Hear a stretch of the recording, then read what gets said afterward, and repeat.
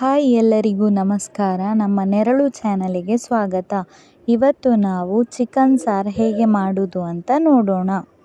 ಬೇಕಾಗುವ ಸಾಮಗ್ರಿಗಳು: 4 ಈರುಳ್ಳಿಯನ್ನು ಸಣ್ಣಗೆ ಹೆಚ್ಚಿಕೊಳ್ಳಿ, ಸ್ವಲ್ಪ ಕರಿಬೇವು, ಸ್ವಲ್ಪ ಕೊತ್ತಂಬರಿ ಸೊಪ್ಪು, 1.5 kg ಕೋಳಿ ಮಾಂಸ, 35 ರಿಂದ 40 ಬ್ಯಾಡಗಿ ಮೆಣಸು, 1 ಸ್ಪೂನ್ ಜೀರಿಗೆ, 1/4 ಸ್ಪೂನ್ ಮೆಂತೆ, ಸ್ವಲ್ಪ ಗರಂ ಮಸಾಲ ಚಕ್ಕೆ, 2 ಸ್ಪೂನ್ ಕೊತ್ತಂಬರಿ ಬೀಜ, 1/4 ಸ್ಪೂನ್ ಓಮ, ಸ್ವಲ್ಪ ಕರಿಮೆಣಸು ಅಥವಾ ಕರಿಮೆಣಸಿನ ಹುಡಿ, 10 ರಿಂದ 15 ಬೆಳ್ಳುಳ್ಳಿ, ಸ್ವಲ್ಪ ತುಪ್ಪ, 50 ಗ್ರಾಂ ತೆಂಗಿನ ಎಣ್ಣೆ, 1 ಕಪ್ ತೆಂಗಿನ ತುರಿ, ಸ್ವಲ್ಪ ಅರಿಶಿನ, ರುಚಿಗೆ ತಕ್ಕಷ್ಟು ಉಪ್ಪು. 1 ಟೊಮೆಟೊವನ್ನು ಸಣ್ಣಗೆ ಹೆಚ್ಚಿಕೊಳ್ಳಿ, ಲಿಂಬೆ ಗಾತ್ರದಷ್ಟು ಹುಣಸೆ ಹುಳಿ. ಮಾಡುವ ವಿಧಾನ: ಸ್ಟವ್ ಹಚ್ಚಿ ಬಾಣಲೆ ಇಟ್ಟು, ಬಾಣಲೆ ಬಿಸಿಯಾದ ನಂತರ ಕೊತ್ತಂಬರಿ ಬೀಜವನ್ನು ಹಾಕಿ, ಕೊತ್ತಂಬರಿ ಬೀಜ ಕಾಯುವಾಗ ಸ್ವಲ್ಪ ಎಣ್ಣೆಯನ್ನು ಸೇರಿಸಿ ಒಮ್ಮೆ ಮಿಶ್ರಣ ಮಾಡಿ. ಕೊತ್ತಂಬರಿ ಕಾದ ನಂತರ ತೆಗೆದು ಬದಿಗಿಡಿ. ನಂತರ ಅದೇ ಪಾತ್ರೆಯಲ್ಲಿ ಮೆಂತೆಯನ್ನು ಮತ್ತು ಜೀರಿಗೆಯನ್ನು ಹಾಕಿ ಹುರಿಯಿರಿ. ಜೀರಿಗೆಯ ಬಣ್ಣ ಬದಲಾದ ನಂತರ ತೆಗೆದು ಬದಿಗಿಡಿ. ನಂತರ ಬ್ಯಾಡಗಿ ಮೆಣಸನ್ನು ಹಾಕಿ ಹುರಿಯಿರಿ. ಬ್ಯಾಡಗಿ ಮೆಣಸು ಹುರಿಯುವಾಗ ಸ್ವಲ್ಪ ಎಣ್ಣೆಯನ್ನು ಸೇರಿಸಿ.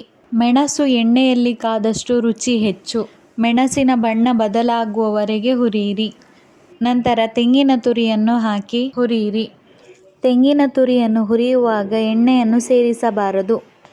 ಈಗ ಕರಿಬೇವನ್ನು ಸೇರಿಸಿ ಚೆನ್ನಾಗಿ ಹುರಿಯಿರಿ. ತೆಂಗಿನ ತುರಿ ಕಾದ ನಂತರ ತೆಗೆದು ಬದಿಗಿಡಿ. ಈಗ ಅದೇ ಬಾಣಲೆಯಲ್ಲಿ ಈರುಳ್ಳಿ, ಕೊತ್ತಂಬರಿ ಸೊಪ್ಪು, ಬೆಳ್ಳುಳ್ಳಿ ಎಸಳುಗಳು ಮತ್ತು ಗರಂ ಮಸಾಲವನ್ನು ಸೇರಿಸಿ ಸ್ವಲ್ಪ ಎಣ್ಣೆಯನ್ನು ಹಾಕಿ ಚೆನ್ನಾಗಿ ಹುರಿಯಿರಿ.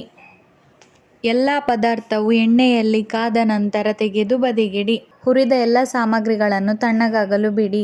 ಈಗ ಒಂದು ಮಿಕ್ಸಿ ಜಾರಿಗೆ ಹುರಿದ ಪದಾರ್ಥಗಳನ್ನೆಲ್ಲ ಸೇರಿಸಿ ಮಸಾಲೆ ರುಬ್ಬಲು ಬೇಕಾದಷ್ಟು ನೀರನ್ನು ಸೇರಿಸಿ ನುಣ್ಣಗೆ ರುಬ್ಬಿ. ರುಬ್ಬುವಾಗ ಸ್ವಲ್ಪ ಹುಳಿಯನ್ನು ಸೇರಿಸಿ ರುಬ್ಬಿ. ಈಗ ರುಬ್ಬಿದ ಮಸಾಲದೊಂದಿಗೆ ಈರುಳ್ಳಿ ಬೆಳ್ಳುಳ್ಳಿ ಮಿಶ್ರಣವನ್ನು ಸೇರಿಸಿ ಇನ್ನೊಮ್ಮೆ ರುಬ್ಬಿಕೊಳ್ಳಿ. ಮಸಾಲವು ದಪ್ಪವಾಗಿರಲಿ. ತೆಂಗಿನ ತುರಿಯನ್ನು ನುಣ್ಣಗೆ ರುಬ್ಬಿಕೊಳ್ಳಿ. ಸ್ಟವ್ ಹಚ್ಚಿ ಬಾಣಲೆ ಇಟ್ಟು, ಬಾಣಲೆ ಬಿಸಿಯಾದ ನಂತರ ಎಣ್ಣೆ ಮತ್ತು ತುಪ್ಪವನ್ನು ಸೇರಿಸಿ. ಎಣ್ಣೆ ಕಾದ ನಂತರ ಬೆಳ್ಳುಳ್ಳಿಯನ್ನು ಹಾಕಿ. ಬೆಳ್ಳುಳ್ಳಿ ಕಾದ ನಂತರ ಸಾಸಿವೆಯನ್ನು ಹಾಕಿ. ಸಾಸಿವೆ ಸಿಡಿದ ನಂತರ ಕರಿಬೇವನ್ನು ಹಾಕಿ. ಈಗ ಹೆಚ್ಚಿದ ಈರುಳ್ಳಿಯನ್ನು ಸೇರಿಸಿ ಕೈ ಬಿಡದೆ ಒಮ್ಮೆ ಚೆನ್ನಾಗಿ ಮಿಶ್ರಣ ಮಾಡಿ. ಈರುಳ್ಳಿ ಬೇಗ ಕಾಯಲು ಸ್ವಲ್ಪ ಉಪ್ಪನ್ನು ಸೇರಿಸಿ. ಈರುಳ್ಳಿ ಕಾದ ನಂತರ ಹೆಚ್ಚಿದ ಟೊಮೆಟೊವನ್ನು ಸೇರಿಸಿ ಒಮ್ಮೆ ಚೆನ್ನಾಗಿ ಮಿಶ್ರಣ ಮಾಡಿ. ಈಗ ಅರಶಿನ ಹುಡಿಯನ್ನು ಸೇರಿಸಿ ಮಿಶ್ರಣ ಮಾಡಿ. ಒಗ್ಗರಣೆಯೆಲ್ಲ ಕಾದ ನಂತರ ಚೆನ್ನಾಗಿ ತೊಳೆದಿಟ್ಟಿರುವಂತಹ 1.5 kg ಕೋಳಿ ಮಾಂಸವನ್ನು ಸೇರಿಸಿ ಕೈ ಬಿಡದೆ ಈಗ ಒಮ್ಮೆ ಮಿಶ್ರಣ ಮಾಡಿ. ಈ ಸಮಯದಲ್ಲಿ ಗ್ಯಾಸನ್ನು ಮೀಡಿಯಂ ಫ್ಲೇಮಿನಲ್ಲಿಡಿ. ಈಗ ರುಚಿಗೆ ತಕ್ಕಷ್ಟು ಉಪ್ಪನ್ನು ಸೇರಿಸಿ ಒಮ್ಮೆ ಚೆನ್ನಾಗಿ ಮಿಶ್ರಣ ಮಾಡಿ. ಕರಿಮೆಣಸಿನ ಹುಡಿಯನ್ನು ಹಾಕಿ. ಈ ಸಮಯದಲ್ಲಿ ಗ್ಯಾಸನ್ನು ಲೋ ಫ್ಲೇಮಿನಲ್ಲಿಡಿ. ಒಂದು ಕುದಿ ಬಂದ ನಂತರ ಮುಚ್ಚಳ ಮುಚ್ಚಿ 5 ನಿಮಿಷ ಬೇಯಿಸಿ. 5 ನಿಮಿಷದ ನಂತರ ಚಿಕನ್ನಲ್ಲಿರುವ ನೀರಿನ ಅಂಶವೆಲ್ಲ ಬಿಟ್ಟಿದೆ. ಒಮ್ಮೆ ಮಿಶ್ರಣ ಮಾಡಿ ಇನ್ನು 5 ನಿಮಿಷದವರೆಗೆ ಕುದಿಯಲು ಬಿಡಿ. ಈಗ ಒಗ್ಗರಣೆಯಲ್ಲಿ ಚಿಕನ್ ಚೆನ್ನಾಗಿ ಬೆಂದಿದೆ. ಈಗ ನಾವು ಮೊದಲೇ ರೆಡಿ ಮಾಡಿಟ್ಟಿರುವಂಥ ಮಸಾಲವನ್ನು ಸೇರಿಸಿ ಒಮ್ಮೆ ಮಿಶ್ರಣ ಮಾಡಿ.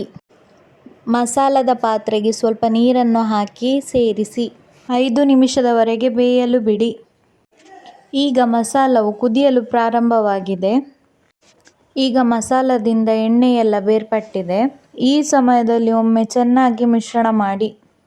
ಮಸಾಲವು ಈ ರೀತಿಯಾಗಿ ಕುದಿ ಬರುವಾಗ ಮೊದಲೇ ರುಬ್ಬಿ ರೆಡಿ ಮಾಡಿರುವಂತಹ ತೆಂಗಿನಕಾಯಿಯ ಮಿಶ್ರಣವನ್ನು ಸೇರಿಸಿ ಅದೇ ಪಾತ್ರೆಗೆ ಸ್ವಲ್ಪ ನೀರು ಹಾಕಿ ಮಿಶ್ರಣ ಮಾಡಿ. ಈಗ ಮಸಾಲವೆರಡು ಚೆನ್ನಾಗಿ ಹೊಂದಿಕೊಳ್ಳುವಂತೆ ಮಿಶ್ರಣ ಮಾಡಿ 5 ನಿಮಿಷ ಬೇಯಲು ಬಿಡಿ. ಕೊನೆಯದಾಗಿ ಹೆಚ್ಚಿದ ಕೊತ್ತಂಬರಿ ಸೊಪ್ಪನ್ನು ಉದುರಿಸಿ. ಮಂಗಳೂರು ಶೈಲಿಯ ಚಿಕನ್ ಗಸಿ ರೆಡಿಯಾಗಿದೆ. ಇದನ್ನು ನಾನು ಇವತ್ತು ರೈಸ್ ರೊಟ್ಟಿ ಅಥವಾ ಕೋಳಿ ರೊಟ್ಟಿಯೊಂದಿಗೆ ಸರ್ವ್ ಮಾಡಿದ್ದೇನೆ. Thank you for watching. Like, share, subscribe to ನೆರಳು ಯೂಟ್ಯೂಬ್ ಚಾನಲ್.